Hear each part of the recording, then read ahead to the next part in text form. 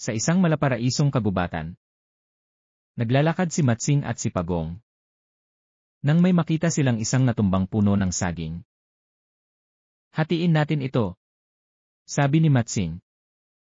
Akin ang itaas dahil mataas ako. At iyo ang ibaba dahil mababa ka.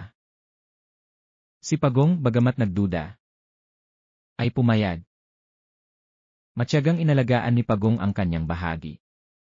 Samantalang si Matsing, kampanting hinintay lang ang pagtubo ng kanyang itinanim. Lumipas ang mga linggo. Ang tanim ni Pagong ay lumago ng matayog. Samantalang ang kay Matsing, nalanta. Napagtanto niyang, hindi tumutubo ang puno mula sa itaas. Nang makita ni Matsing na may bunga na ang puno ni Pagong, nakaramdam siya ng inggit.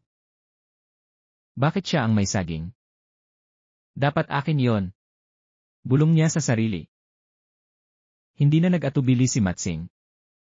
Umakyat siya sa puno ni Pagong at sinabing, dahil ako ang mas mabilis.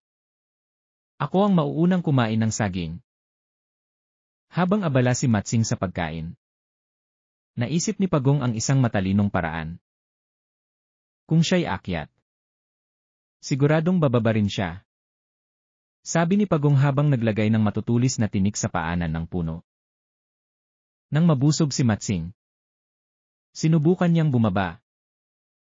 Araay! Sigaw niya nang matinik ang kanyang mga paa. Napatalon siya at nagpagulong-gulong sa sakit. Ang daya mo, Pagong! Sigaw ni Matsing.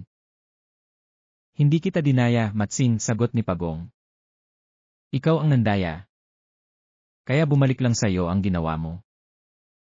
Mula noon, natuto si Matsing na hindi dapat mandaya. Napagtanto niyang, mas mainam ang pagiging patas at masipag.